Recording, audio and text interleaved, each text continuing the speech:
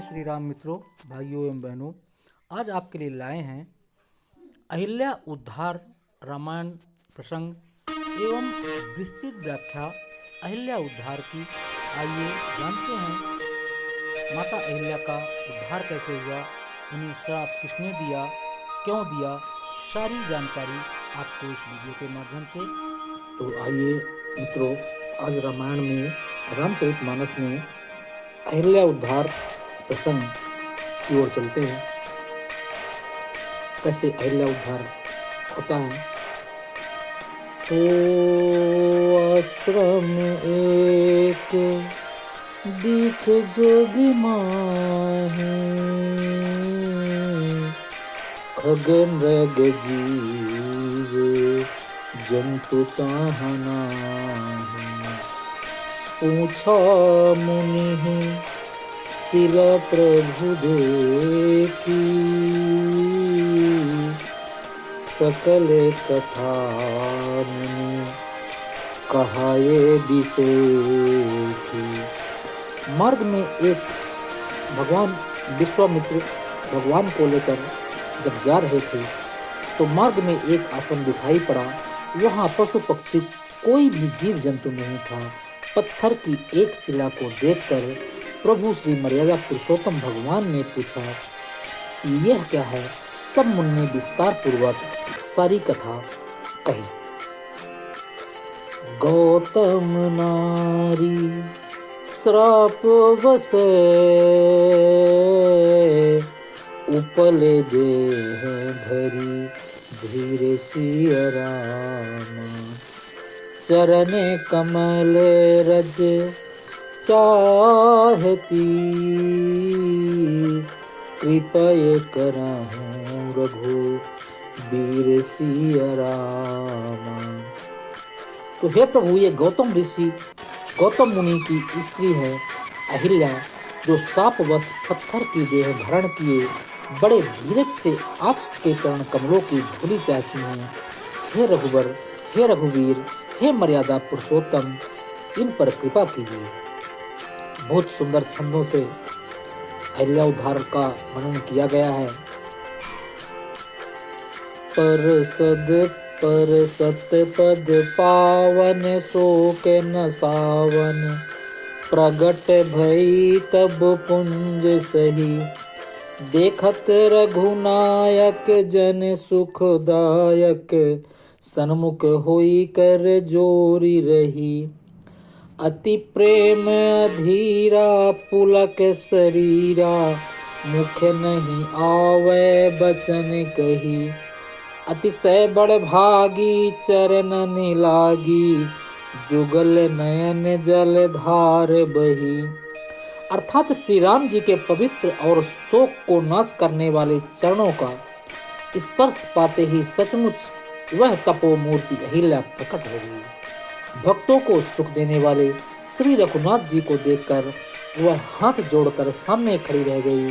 अत्यंत प्रेम के कारण वह अधीर हो गई। उसका शरीर पुलकित हो उठा, मुख से वचन कहने में नहीं आते थे। वह अत्यंत बड़े भागिनी अहिल्या प्रभु के चरण कमलों से लिपट गई और उसके दोनों नेत्रों से जल, प्रेम और आनंद के आंसुओं की धारा बहने लगी। अहिल्या का प्रसंग आगे का छंद। धीरज मन कीन्हा, प्रभु कहूँ चीन्हा। रघुपति कृपा भगति पाई, अति निर्मल वाणी स्तुति ठानी। ज्ञान गम्य जय रघुराई, मैं नारी अपावन प्रभु जग पावन। रावण रिपुजन सुखदाई, राजीव विलोचन भव भय मोचन। पाहि पाहि सर नहीं आई। फिर अहिल्या ने मन में धीरज धरकर प्रभु को पहचाना और श्री रघुनाथ जी की कृपा से भक्ति प्राप्त की। तब अत्यंत निर्मल वाणी से उसने स्तुति प्रारंभ की, हे ज्ञान से जानने योग श्री रघुनाथ जी, आपकी जय हो। मैं सहज ही अपवित्र स्त्री हूँ और हे प्रभु, आप जगत को पवित्र करने वाले, भक्तों को सुख देने वाले और रावण के शत्रु हैं। हे कमल नयन, हे मर्यादा पुरुषोत्तम, संसार जन्म मृत्यु के भय से छुड़ाने वाले, मैं आपकी शरण में आई हूँ, मेरी रक्षा कीजिए, मेरी रक्षा कीजिए। मुनि श्राप जो दीन्हा, अति बल कीन्हा, परम अनुग्रह मैं माना। देखो भरी लोचन, हरि भव मोचन, इह लाभ शंकर जाना। बिनती प्रभु मोरी मैं, बिनती प्रभु मोरी मैं मति भोरी। नाथ न मागो बर आना। पद कमल परागा, रस अनुरागा, मम मन मधुप करे पाना।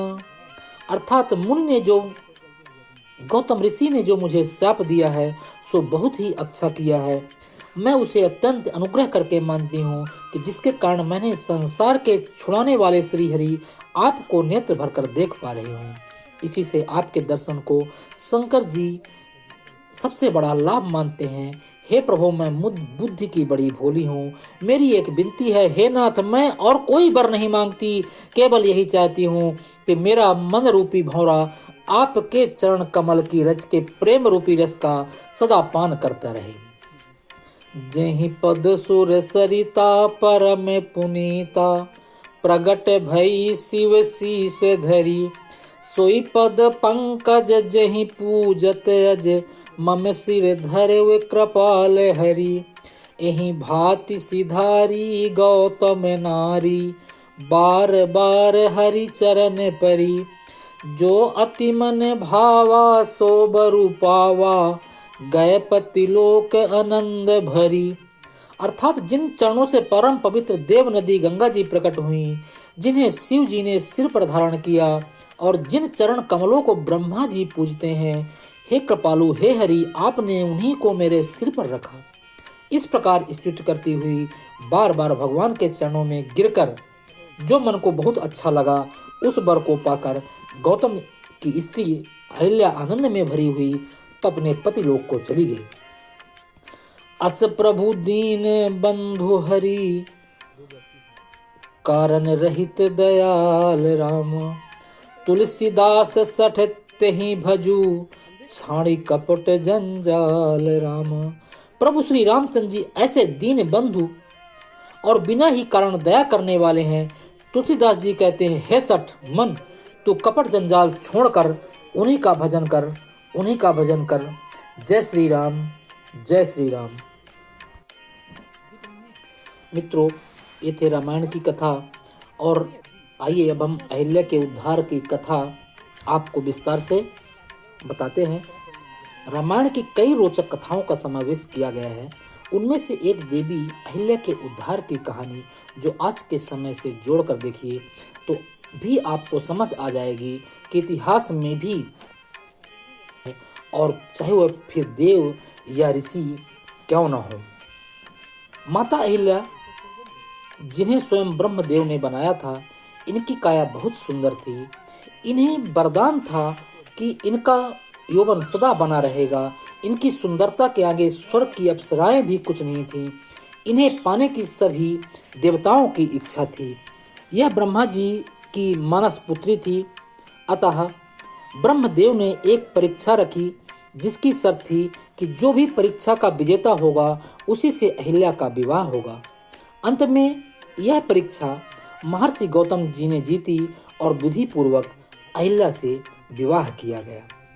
अहिल्या की सुंदरता पर स्वयं इंद्रदेव मोहित थे और एक दिन वे प्रेम वासना कामना के साथ अहिल्या से मिलने पृथ्वी लोक आए। लेकिन गौतम ऋषि के होते यह संभव नहीं था। तब इंद्र एवं चंद्रदेव ने एक युक्ति निकाली। महर्षि गौतम ब्रह्म काल में गंगा स्नान करते थे। इसी बात का लाभ उठाते हुए इंद्र और चंद्र ने अपनी मायावी विद्या का प्रयोग किया और चंद्र ने अर्धरात्रि को मुर्गे की बांध दी, जिससे महर्षि गौतम भ्रमित हो गए और अर्धरात्रि को ब्रह्मकाल समझ गंगा तट स्नान के लिए निकल पड़े। महर्षि के जाते ही इंद्र ने महर्षि गौतम का वेश धारण कर कुटिया में प्रवेश किया और चंद्र ने बाहर रहकर कुटिया की पहरेदारी की। दूसरी तरफ जब गौतम गंगा घाट पहुंचे तब उन्हें कुछ अलग आभास हुआ और उन्हें समय पर संदेह हुआ। तब गंगा मैया ने प्रकट होकर गौतम ऋषि को बताया कि यह इंद्र का रचा माया जाल है। वे अपनी गलत नियत लिए अहिल्या के साथ कुकृत्य की लालसा से पृथ्वी लोक पर आया है। यह सुनते ही गौतम ऋषि क्रोध में भर गए और तेजी से कुटिया की तरफ लौटे। उन्होंने चंद्र की पहरेदारी करते देखा तो उसे शाप दिया, उस पर हमेशा राहु की दृष्टि रहेगी, और उस पर अपना कमंडल मारा। तब से ही चंद्र पर दाग बन गया।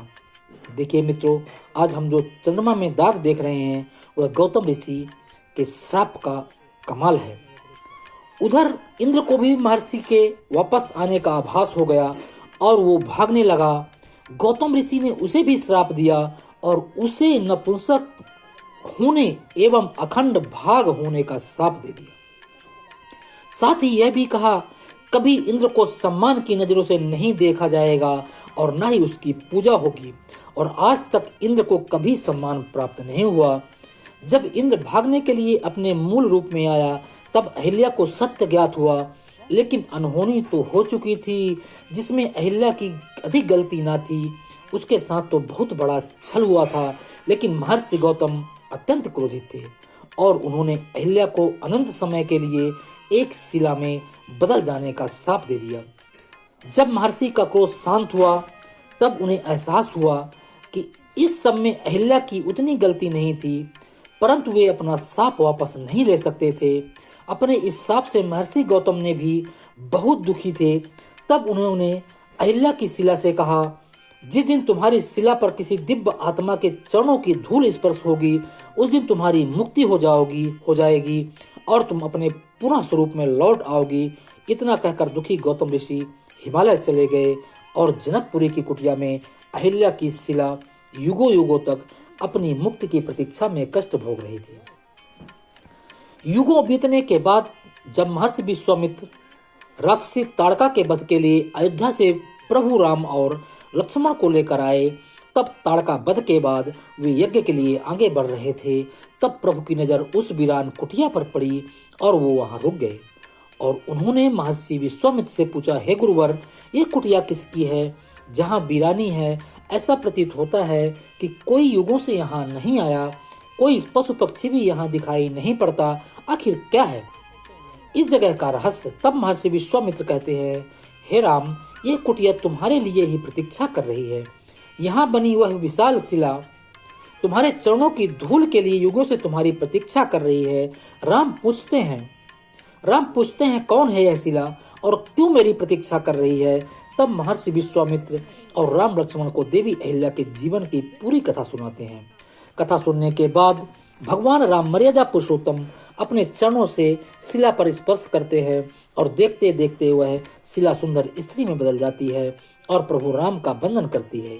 देवी अहिल्या राम से निवेदन करती हैं, वे चाहती हैं कि उनके स्वामी महर्षि गौतम उन्हें क्षमा कर पुनः अपने जीवन में स्थान दें। प्रभु राम अहिल्या से कहते हैं, देवी, इसमें लेशमात्र भी गलती आपकी नहीं थी और महर्षि गौतम भी अब आपसे क्रोधित नहीं है, अपितु वो दुखी भी हैं। अहिल्या के अपने स्वरूप में आते ही कुटिया में बाहर आ जाती है और पुनः पंछी चहचहाने लगते हैं। इस तरह प्रभु राम देवी अहिल्या का उद्धार करते हैं और आगे बढ़ते हुए जनक कन्या सीता के स्वयंवर का हिस्सा बनते हैं। मित्रों, आज के कलयुग के समय में इंद्र जैसे अनेक हैं, लेकिन प्रभु राम जैसा कोई नहीं है। न ही नारी के चरित्र की रक्षा कोई कर सकता है और न ही न्याय प्रणाली। फिर कैसे भारत भूमि को न्यायप्रिय समझा जाए, जहां न्याय का स्वरूप बदलता नहीं और अन्याय अपने पैर पसारे जा रहा है। भारत के पुराणों में नारी का स्थान देवी तुल्य है और आज के समय में इसे पैरों की धूल से रौंदा जा रहा है। क्या आज का भारत इतना कमजोर है कि नारी की अस्मिता की रक्षा के लिए कोई कठोर दंड तक नहीं तय कर पा रहा है? मित्रों, ये थी अहिल्या की कथा। और अहिल्या की कथा ये प्राचीन काल में रामायण के काल के और पहले यह